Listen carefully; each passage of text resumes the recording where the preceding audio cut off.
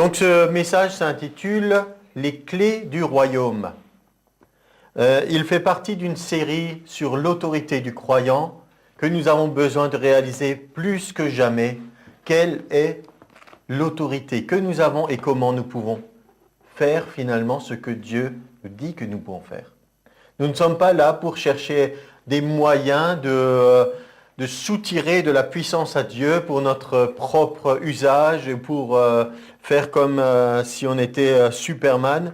Nous sommes là pour découvrir quelle est la position que nous devons occuper.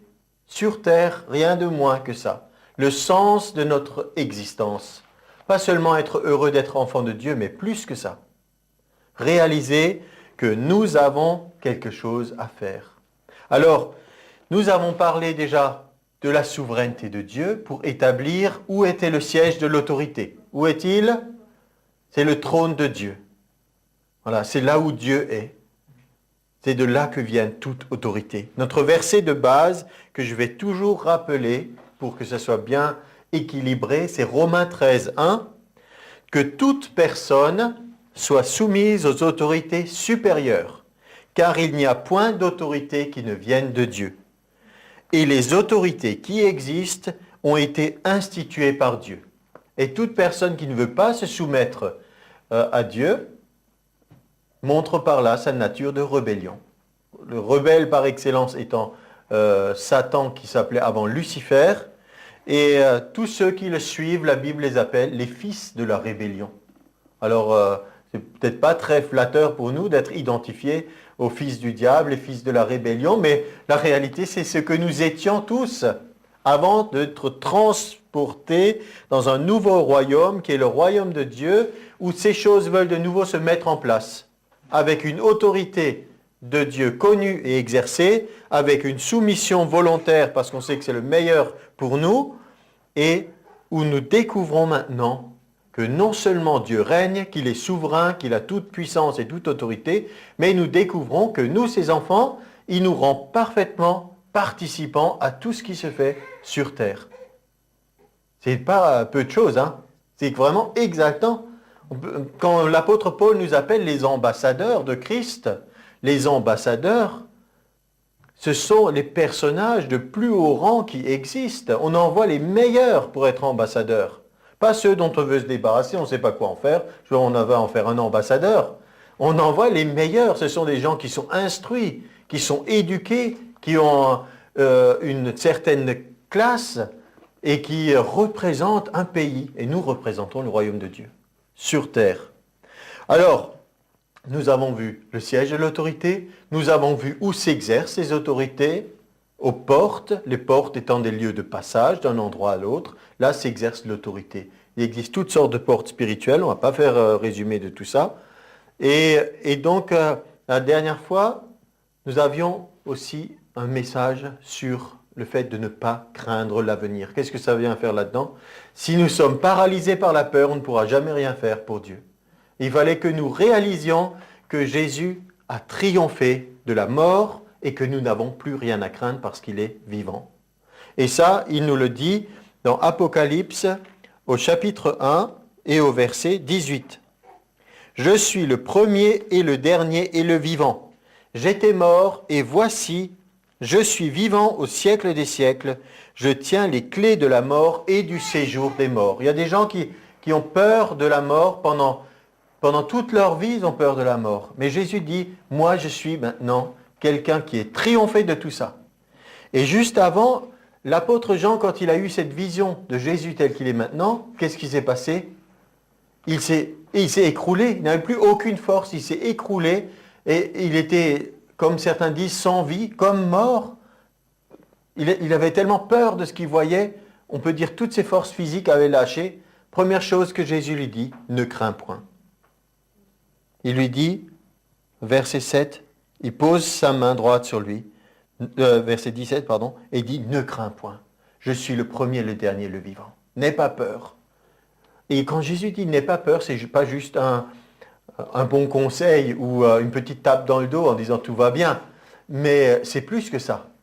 Il chasse littéralement la peur.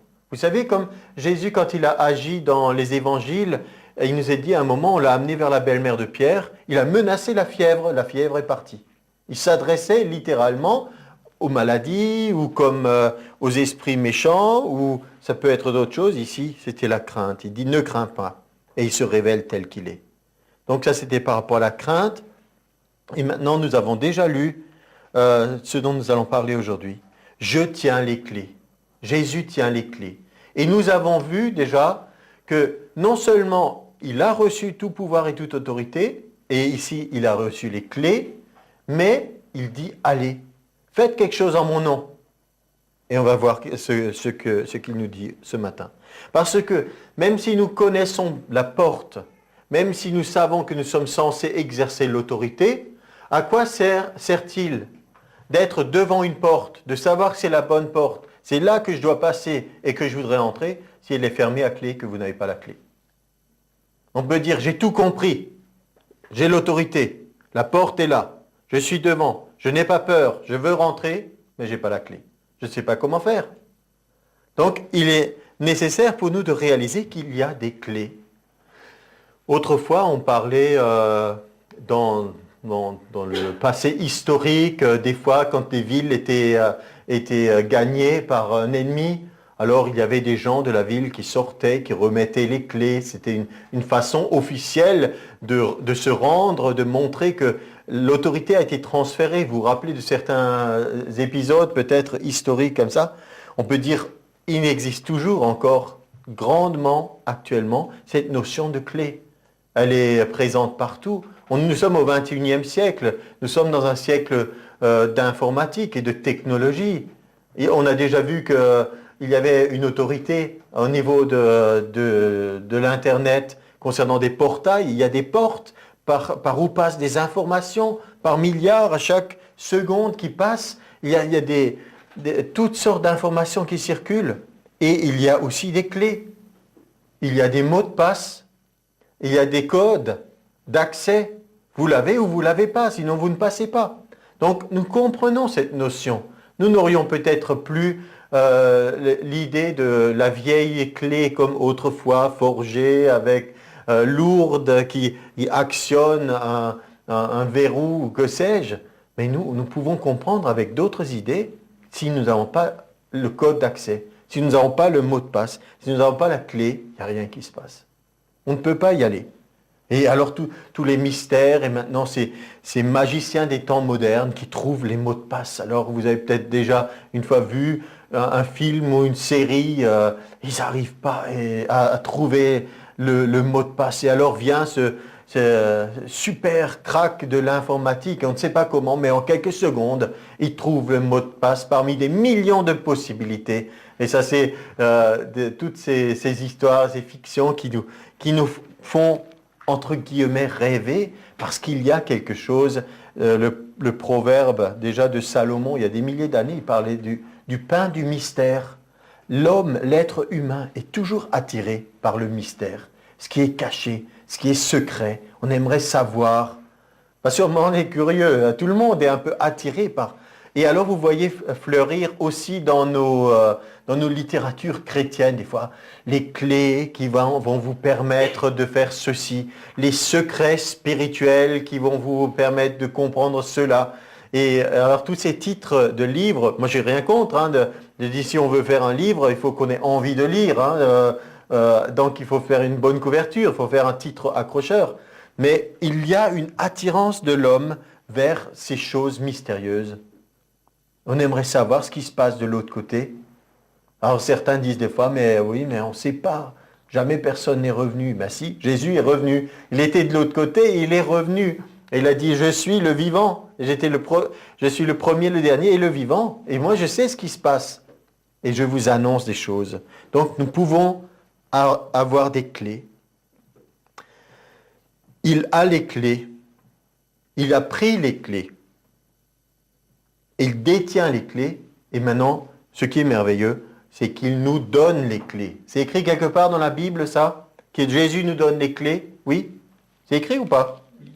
Quelqu'un le sait? Jésus a les clés. Moi, j'ai dit de la façon suivante. Jésus a les clés au ciel, et nous avons les clés sur terre. C'est comme ça que ça se passe. Nous comprenons, je ne vais pas refaire le message de la souveraineté de Dieu.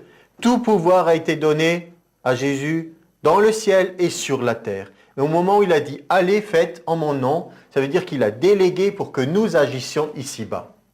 Nous n'agissons pas en dehors de lui ni contre lui. Nous agissons avec lui en son nom.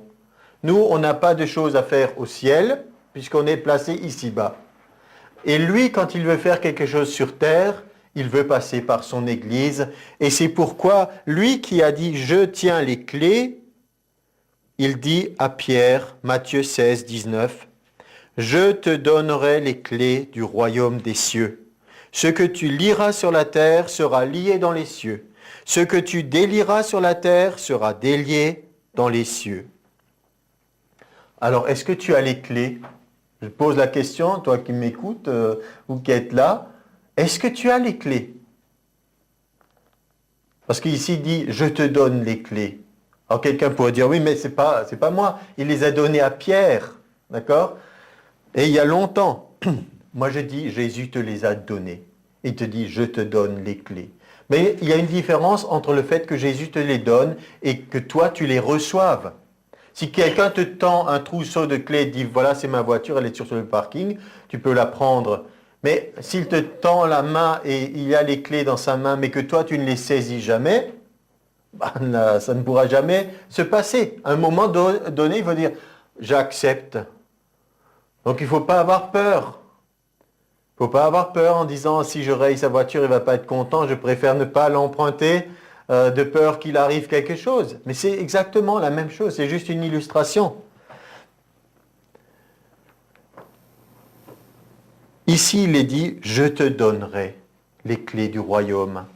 Et à cause de cela, et là je vais une fois de plus profiter pour régler le compte à cette fable de Saint Pierre à la porte du ciel, ayant les clés et demandant à chacun qu'est-ce que tu as fait pour que j'ouvre ou que je ferme. C'est vraiment une fable qui a détruit une vérité spirituelle importante. On peut en rire, on peut faire toutes sortes de blagues sur Saint-Pierre, mais en réalité, je n'ai plus tellement envie de rire de ça, parce que je me rends maintenant compte quelle est l'importance vitale pour le peuple de Dieu de réaliser ce que Jésus lui a donné quand il a donné les clés. Et qu'on ne peut pas laisser ça juste entre les mains de ce personnage imaginaire qui serait un Saint-Pierre. Nous connaissons l'apôtre Pierre qui était un saint et qui est bien réel et qui a été un homme de foi. Et alors nous connaissons aussi cette image populaire. Alors, premièrement, il n'y a pas besoin qu'il y ait de Saint-Pierre à la porte du ciel parce que la porte est ouverte. Et la porte n'est pas fermée. Elle n'est pas, bon, on l'ouvre pour celui-là, on referme, candidat suivant, on examine.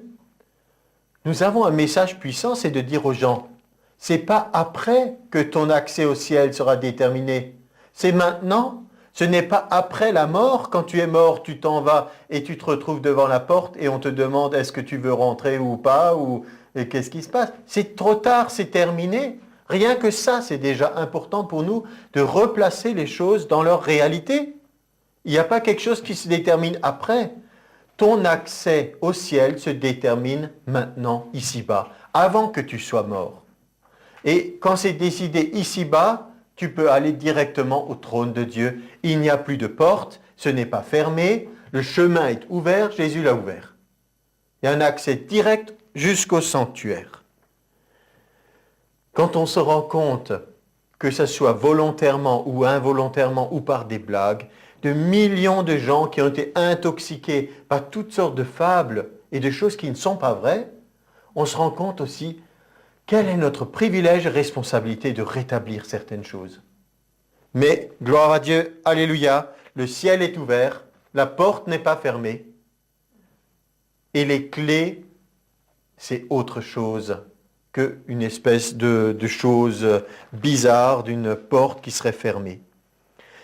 Donc, Jésus a dit à Pierre, « Je te donnerai les clés du royaume de Dieu ». Dans Acte 3, Pierre et Jean ont dit à celui qui était paralysé, près de la porte du temple, ils ont dit, « Ce que j'ai, je te le donne. Au nom de Jésus-Christ de Nazareth, lève-toi et marche. » Alors quelqu'un, une fois dit dans un message, il a dit, « Oui, ça veut bien dire que Pierre et Jean avaient reçu un don particulier et que tout le monde ne peut pas dire ce que j'ai, je te le donne. Seuls Pierre et Jean l'avaient.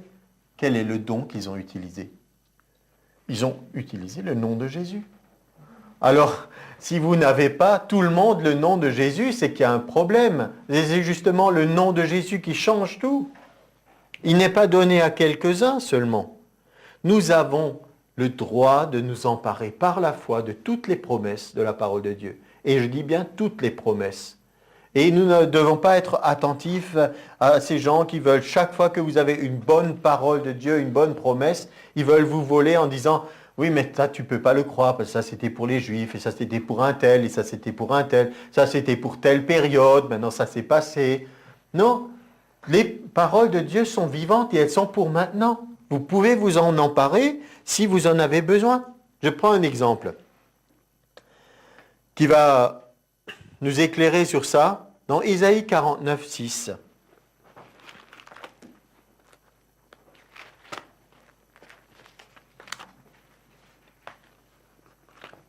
Un jour, j'avais lu Ésaïe 49, 6 et j'étais enthousiaste de Ésaïe 49, 6. Parce que Dieu m'a dit, c'est peu que tu sois mon serviteur pour relever les tribus de Jacob et pour ramener les restes d'Israël. Je t'établis pour être la lumière des nations, pour porter mon salut aux extrémités de la terre. Ça, c'est la vision d'un jeune homme qui va jusqu'aux extrémités de la terre. Et alors, un pasteur bien plus âgé, avec beaucoup de sagesse, a ri de ça. C'était le rire d'incrédulité, vous savez, de Sarah. Et a dit, oui, ça, c'est pas pour toi, Claude, mais qu'est-ce que tu t'imagines? Car Ésaïe 49, c'est le sauveur d'Israël. Cette parole parle de Jésus. C'est Jésus. Alors, comment peux-tu t'identifier à lui et croire que c'est toi qui vas être une lumière des nations? Qui a déjà eu cette prétention de vouloir être une lumière des nations? Levez la main? Non? Ah, il y a des gens qui sont très humbles, ils n'ont jamais voulu être la lumière des nations. Oui, mais la nouvelle, c'est que Dieu voudrait que vous soyez la lumière des nations. Et alors, j'ai trouvé récemment, des fois, il y a des choses en nous-mêmes, on sent que c'est faux, on se dit, mais si, mais c'est pas par orgueil que je veux être la lumière des nations, mais je veux être la lumière des nations parce que les nations ont besoin de lumière. Et je voudrais aider et faire en sorte que Dieu m'utilise pour apporter un peu de lumière dans ce monde qu'on a bien besoin. Alors, récemment, j'ai trouvé dans Acte 13 un discours de l'apôtre Paul. Et au verset 47, j'ai trouvé la chose suivante.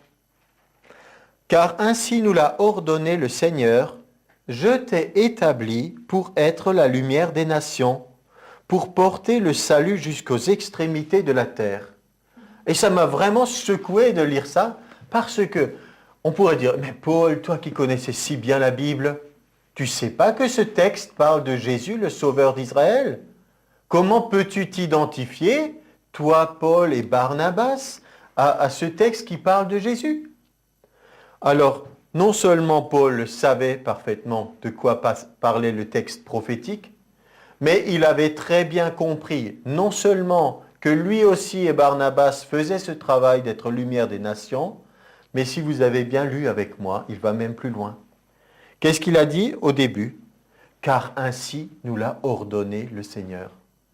Ce n'est même pas une option, ce n'est même pas de dire « Oula, tu es un petit peu ambitieux, toi, tu es un peu orgueilleux, tu veux être la lumière des nations ». Nous n'en sommes pas là. C'est tout simplement l'orgueilleux, c'est celui qui se révolte contre l'ordre de Dieu.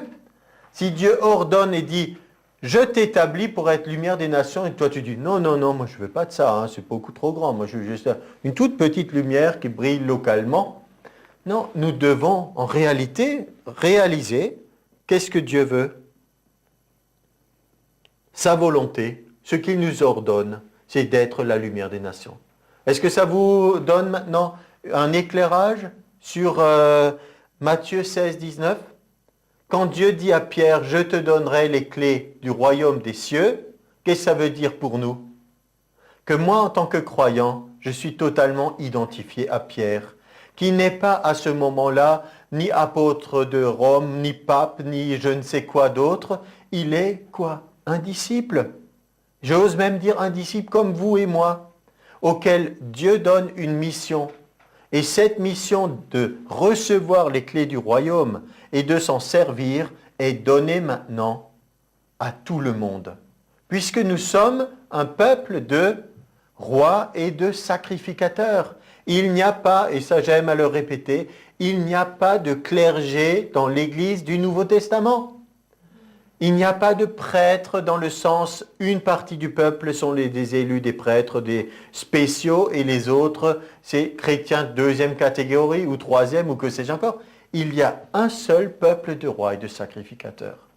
Dieu t'ordonne ce matin d'être lumière des nations.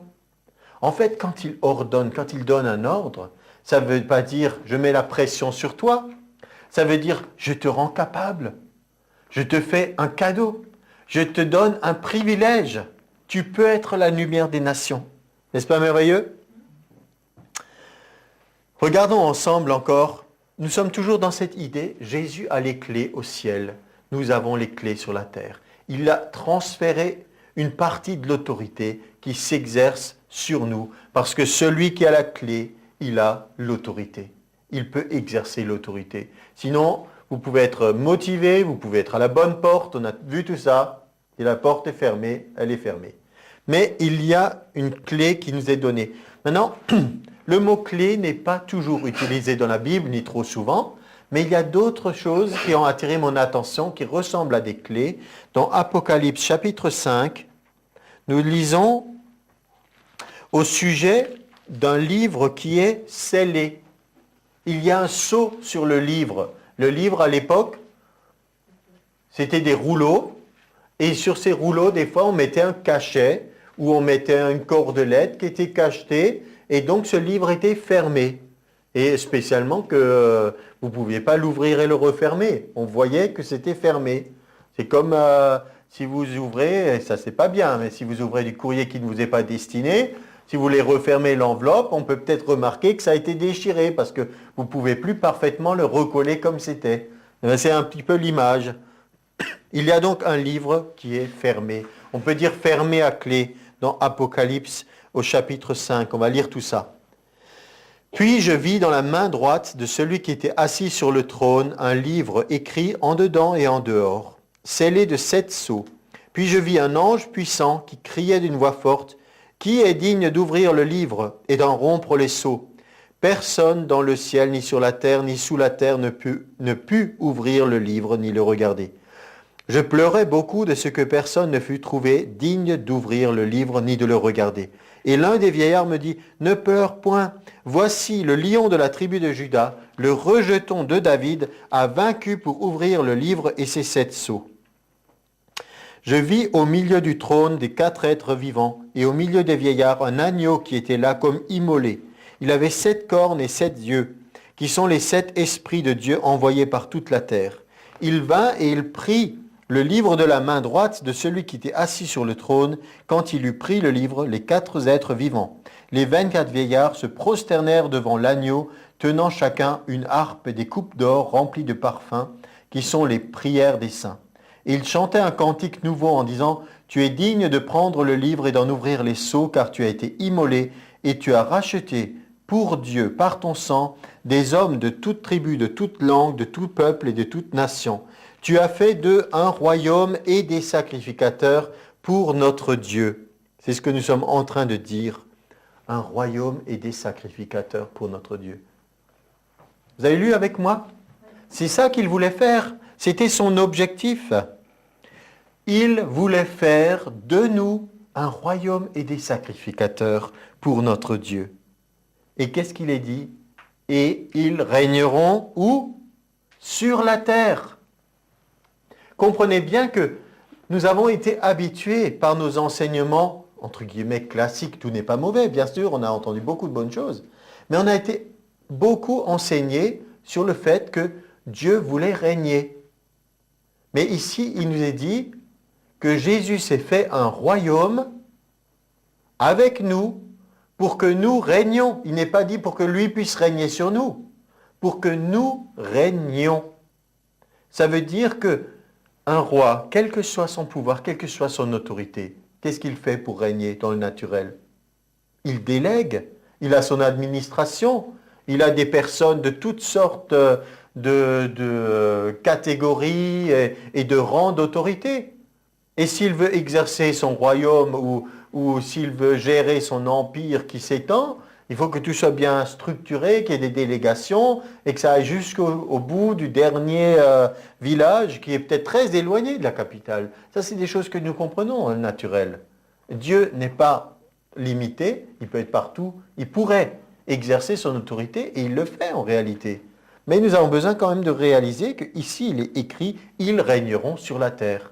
Ça veut dire que nous avons une chose concrète à faire où Jésus n'a pas seulement voulu se faire un peuple pour se faire plaisir en disant « je règne sur tous ces gens ». Mais il a voulu se faire un peuple pour avoir des gens avec lui qui règnent avec lui. N'est-ce pas merveilleux de réaliser ça? Un royaume. Donc on a vu déjà un petit peu cette notion des clés et de la façon dont ça peut s'appliquer sur terre. Mais maintenant, j'aimerais qu'on puisse voir encore dans une deuxième partie quelles sont ces clés. Parce qu'il ne nous est pas dit la clé du royaume, il nous est dit les clés du royaume. Il y a différentes sortes de clés. Par exemple, dans Luc 11, 52, il nous est écrit « Malheur à vous, docteurs de la loi, parce que vous avez enlevé la clé de la science, vous n'êtes pas entrés vous-même et vous avez empêché d'entrer ceux qui le voulaient. » Donc la Bible nous dit ici qu'il existe une clé qui s'appelle la clé de la science. Ce n'est pas science dans le sens scientifique, c'est plutôt science dans le sens de connaissance, d'avoir accès à une certaine sagesse. Cette clé de la science est celle qui nous permet d'accéder à la connaissance des choses de l'esprit. Ces docteurs de la loi devaient être normalement des personnes qui conduisent d'autres à la connaissance de Dieu, mais il nous est dit, ils ont fermé cet accès. Par l'intellectualisme, par le raisonnement, ils n'ont pas donné accès aux autres parce qu'eux-mêmes ne sont pas rentrés. Et Éphésiens 1, la prière que nous faisons des fois et que nous pouvons recommander, c'est que Dieu nous donne un esprit de sagesse et de révélation dans sa connaissance. Pour moi, c'est ça, cette clé, c'est de recevoir cette capacité de voir les choses de l'esprit. Mais quand je dis un esprit de sagesse et de révélation, pensez à cette expression.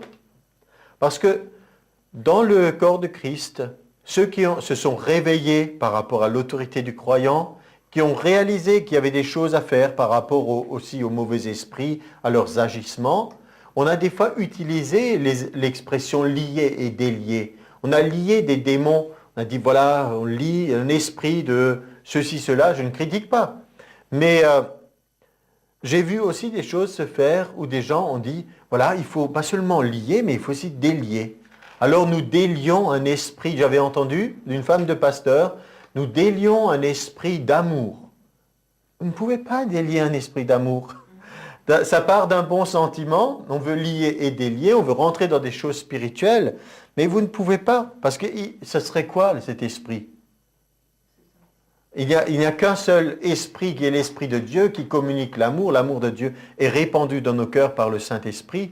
Si vous voulez le délier, premièrement, il n'est pas lié, mais donc vous ne pouvez pas agir de cette façon. En fait, des gens, sans le savoir et sans le réaliser, et je pèse mes mots, sont rentrés dans de la magie blanche. C'est une sorcellerie chrétienne pour faire du bien, mais où on dit des choses qui n'ont pas de signification. On veut faire du bien, mais ça ne correspond pas à la réalité de la parole de Dieu. Vous ne pouvez pas délier un esprit ni d'amour, ni de paix, ni de joie, ni de ce que vous voulez. Simplement, voyons ce qui se passe. C'est que la connaissance, la révélation, la sagesse, ces choses peuvent être retenues. Nous pouvons aussi délier ces choses en commençant à aligner nos paroles sur la parole de Dieu, en disant oui, j'accepte le plan de Dieu et je crois que c'est possible. Au lieu de dire sans cesse, je comprends rien à la Bible, c'est trop compliqué, je ne comprends pas les choses de l'esprit, de dire, mais oui, l'Esprit de Dieu m'aide et me fait comprendre les choses. Aussi le fait de lier, de délier. Alors certains, on était en train de lier et de délier n'importe quoi et de tout. Alors on chassait des esprits d'assoupissement sur les gens parce qu'ils dormaient pendant les réunions, mais certains avaient juste besoin d'aller se coucher et se reposer. Et pourtant, l'esprit d'assoupissement, je ne le dis pas pour se moquer, c'est une réalité. Il se peut des fois qu'il se manifeste quelque chose qui vienne sur les gens et qui les empêche de recevoir la parole de Dieu. Et c'est comme une espèce de torpeur, comme quelque chose qui... Et où on a besoin des fois de lier ou de prendre autorité dans le nom de Jésus pour que cette connaissance et cette révélation de Dieu puissent venir jusqu'à eux. Donc ce sont des choses réelles. Donc on a vu la clé de la science. Il y a aussi une autre clé dans Apocalypse 3, 17. Il nous est dit « Écrit à l'ange de l'église de Philadelphie.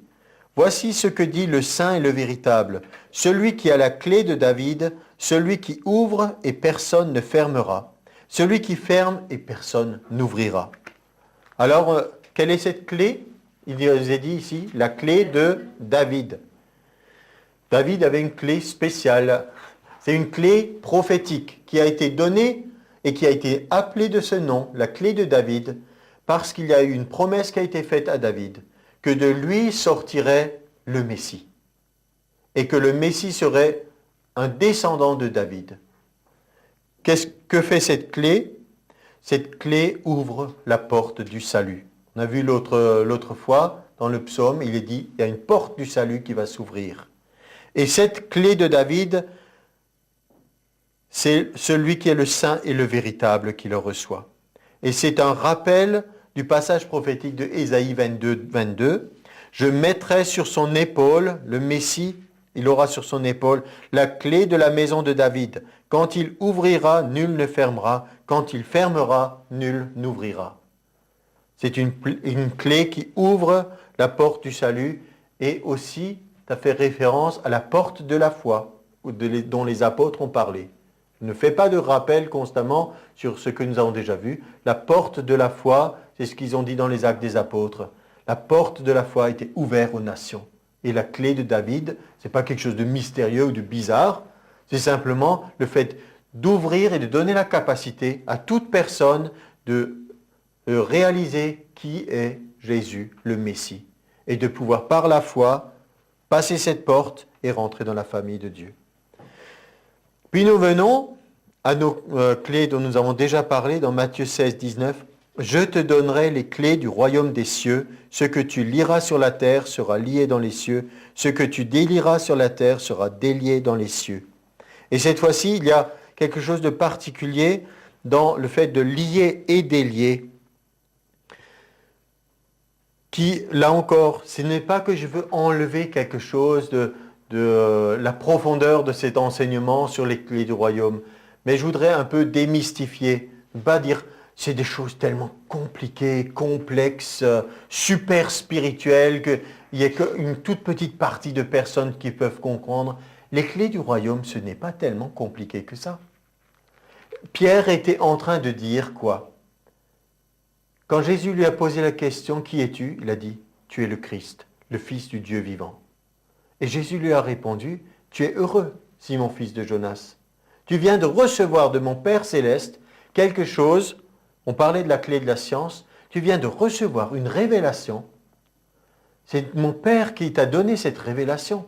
Et tu es heureux d'avoir reçu ça. » Et il a dit, et sur la base de ce qui vient de se passer entre nous, c'est sur cette base que va se fonder le royaume de Dieu. Je vais bâtir mon Église sur tout ce qui vient de se passer à l'instant. C'est-à-dire une révélation de Dieu, de qui je suis, moi Jésus, le Messie, et sur le fait que toi tu l'es reconnu. Tu as dit, oui, je crois que tu es celui-là, et je le dis devant tous. Parce qu'ils étaient présents, les autres ont entendu aussi. On en revient, on peut dire vraiment à l'ABC de l'Évangile. La puissance de Dieu n'est pas dans les choses compliquées et complexes. Elle est des fois dans les choses les plus simples et les plus basiques, mais appliquées dans le tous les jours. Et ici, il y a quoi?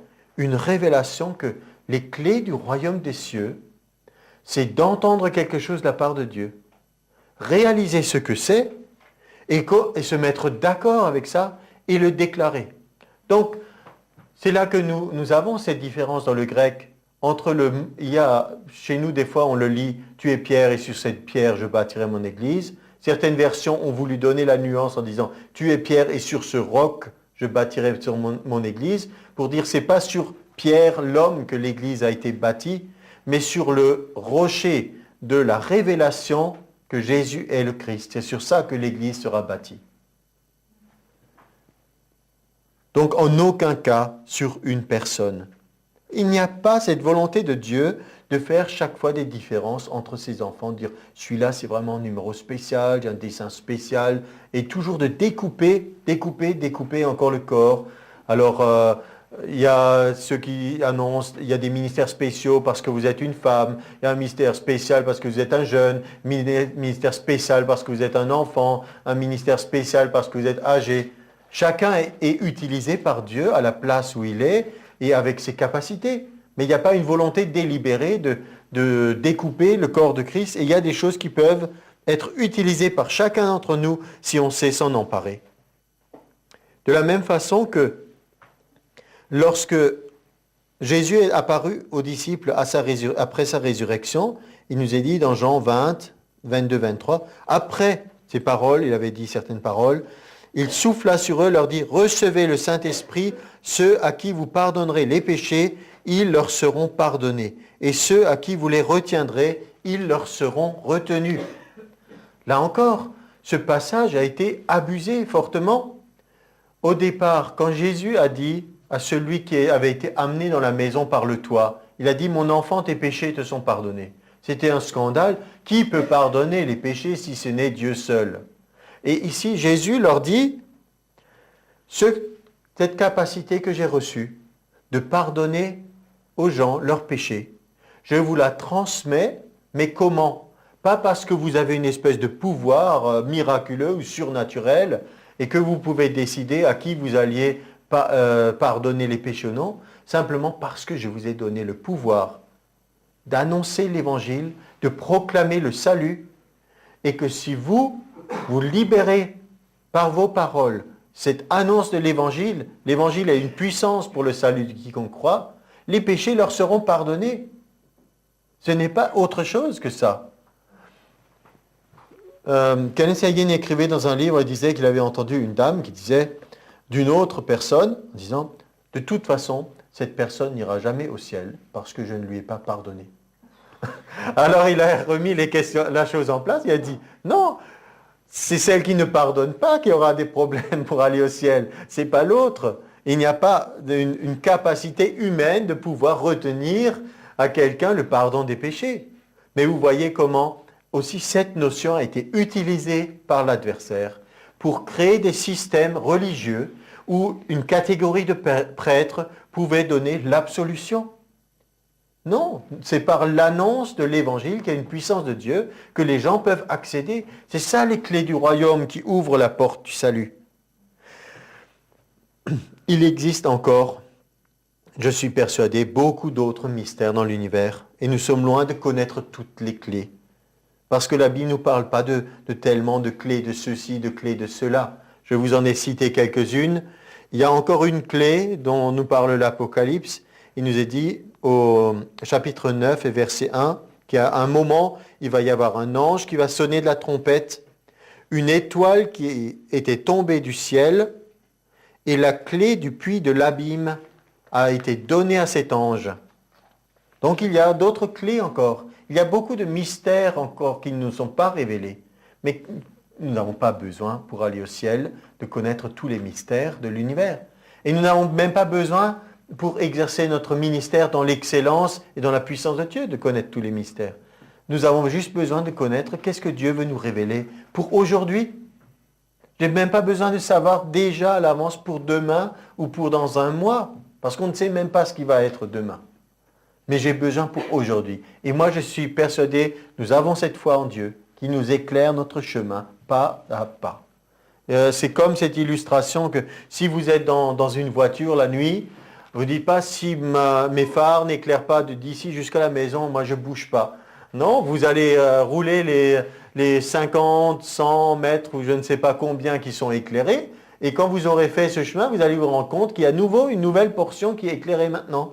Et ça vous suffit. Faites la même chose, faites ces choses, ce sont des choses de bon sens. Alors comment utiliser ces clés? Nous pouvons reprendre l'illustration du policier. Ce sera notre partie de conclusion. Comment l'utiliser? Le policier, il y a quelque part pour lui un siège de l'autorité. Ça peut être le gouvernement, ça peut être la ville. À un endroit donné, il y a le siège de l'autorité. C'est de là que dépend. Vous ne pouvez pas vous-même vous déguiser en policier et faire le policier. C'est puni par la loi.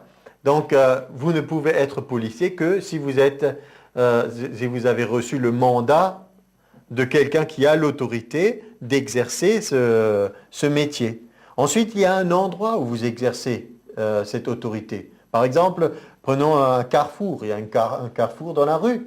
Donc, c'est l'endroit qui vous a été déterminé. Voilà, tu vas te placer ici, tu vas régler la circulation. Et ensuite, pour reprendre nos différentes étapes que nous avons, il faut dépasser la crainte. Si le policier dit « Oula, moi je ne sais pas si je pourrais aller dehors en uniforme, moi je n'ose pas, moi je reste à l'intérieur. » Et puis, non, à un moment donné, il faut qu'il sorte. Et on lui dit « Voilà, ton job, c'est maintenant, tu vas, tu as ton uniforme, tu es mandaté, tu vas et tu vas faire ton boulot là. » Donc, pour nous aussi, à un moment donné, il faudra obéir. Quand Jésus a ordonné que nous soyons la lumière des nations et qu'il a dit « Allez », à un moment, il faudra le faire. Sinon, vous ne pouvez pas tout le temps tourner en rond et rester dans chez vous replié. Donc, il faut dépasser la crainte et oser y aller. Ensuite, une fois que vous êtes maintenant sur place, maintenant, il y a quelque chose à faire. Vous devez avoir déjà une certaine attitude. C'est de ça que nous parlons maintenant. Utiliser les clés, c'est une certaine attitude. S'il est un petit peu renfrogné comme ça, sur lui, mais j'ose pas et tout. Non, à un moment donné, il faut qu'il se place et puis il faut qu'il agisse. Il soulève sa main, vous voyez, il y a le gant blanc qui se soulève, ou il y en a, ils sifflent dans leur sifflet, ou ils peuvent interpeller, mais à un moment donné, il faut faire quelque chose. Sinon, il n'y a rien qui se passe. Et ça risque de poser un problème au carrefour. Les bouchons, ça ne circule plus, ça va mal. Donc, notre chose à nous, c'est, pouvons-nous rester des chrétiens silencieux? Pouvons-nous rester là, à l'endroit où Dieu nous a placés, et voir cette pagaille qu'il y a autour de nous? Tout est bouché, ça ne circule plus, les gens, peut-être certains sont déjà cognés les uns contre les autres. Vous savez comment deviennent des fois les automobilistes, peut-être déjà ils se crient dessus, mais c'est l'image du monde tel qu'il est. Nous sommes dans cette réalité, mais nous avons reçu les clés du royaume des cieux. Nous pouvons agir.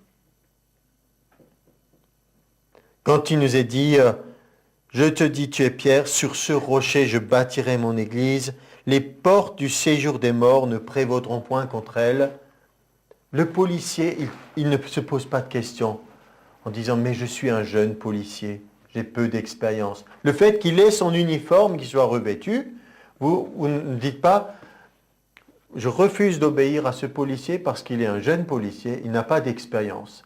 J'obéirai seulement si c'est un policier qui a 10 ans d'expérience, qui me donne un ordre d'arrêter ma voiture ou de faire je ne sais quoi. » Mais nous sommes, spirituellement, nous sommes dans ce type de raisonnement. Nous disons, bon, qu'un mauvais esprit ou un démon obéisse à tel serviteur de Dieu, c'est normal. Après tout, il a de l'expérience, ça fait 20 ans qu'il est dans le ministère, il prie et jeûne, etc. Donc là, c'est normal. Mais par contre, pour moi, ça ne pose aucun problème. Ça dépend de vous, ça dépend de votre attitude et de votre volonté de vouloir agir. Vous êtes d'accord? Le policier, il peut être nommé 2 minutes avant. Dès qu'il a l'uniforme et qu'il fait ce qu'on lui dit de faire, l'autorité doit s'exercer. Sinon, il y a des hors-la-loi qui seront poursuivis. Mais vous croyez que c'est autrement dans l'univers? Nous savons que Dieu peut donner la clé de l'abîme. Il y a assez de prisons spirituelles pour enfermer les hors-la-loi. Il y a déjà un endroit qui est préparé pour eux pour l'éternité, les temps de feu et de soufre, où ils seront jetés, le diable, ses anges, et tous ceux qui veulent être avec lui pour l'éternité. Ça, c'est une réalité. Donc, nous avons l'autorité. Nous devons ouvrir notre bouche. Nous devons permettre à Dieu d'agir. Nous devons apprendre à donner des ordres. De la même façon que Dieu est en situation d'autorité, qu'il donne des ordres. Vous avez l'autorité. Vous êtes en place aux portes. Utilisez vos clés. Utilisez les clés que vous avez. Ouvrez les portes. Apprenez à donner des ordres. Utilisez votre autorité et alors, ou alors toute la puissance de Dieu qui est à votre disposition. Vous savez ce qui va arriver? Elle sera perdue tout simplement. On parle des fois du potentiel. Le potentiel ne sert à rien si on n'en fait rien. Quelqu'un dit, l'endroit où il y a le plus de potentiel, c'est le cimetière. Là, il y a toutes ces vies, de tout ce que ces gens auraient pu faire pendant leur vie, qu'ils n'ont pas fait. Pas seulement des vies jeunes qui ont été abrégées, mais rien que des gens qui n'ont jamais un instant se sont occupés de quelle est la volonté de Dieu pour moi, quel est son dessein pour ma vie, à quoi je suis destiné. Le cimetière, c'est l'endroit où il y a le maximum de potentiel. Donc, il ne faut pas se flatter en disant « Ouais, nous sommes des chrétiens qui ont plein de potentiel. » À la rigueur, j'ai envie de dire « S'en fiche du potentiel si on n'en fait rien. » Ce qui est important, c'est qu'est-ce que tu fais avec ce que tu as reçu. Alors, à l'image de Jésus, on est devant ce cimetière, il y a des choses qui sont enterrées dans notre vie, il faut dire Lazare sort. Et vous savez, la bonne nouvelle, c'est que Jésus disait à son Père Céleste, il disait, je te remercie parce que je savais que tu m'exauces toujours. Même avant que je dise Lazare sort, je savais déjà qu'il allait sortir. Les choses qui sont enterrées dans votre vie, celles qui ne se sont pas réalisées, c'est des fois par notre faute, il faut être honnête. C'est parce que nous n'avons pas fait ce qu'il fallait pour qu'elles puissent sortir, pour qu'elles puissent se réaliser. Nous ne pouvons pas faire n'importe quoi, n'importe où, ça c'est clair. On va peut-être une autre fois examiner les limites de notre autorité aussi. Mais il y a certainement beaucoup de choses que nous avons négligé de faire. Alors, utilisons cette autorité dans le nom de Jésus. Et ayons cette vision. Lazare sort, ce qui est mort doit ressusciter. Ce qui a été abandonné doit peut-être être retrouvé. Ce qui a été mis de côté doit de nouveau être mis en honneur. Il y a des dons et des talents cachés, enfouis très, très profondément. Alors il faut creuser, il faut les ressortir. Nous avons les clés pour ça. Alors faisons-le. Amen.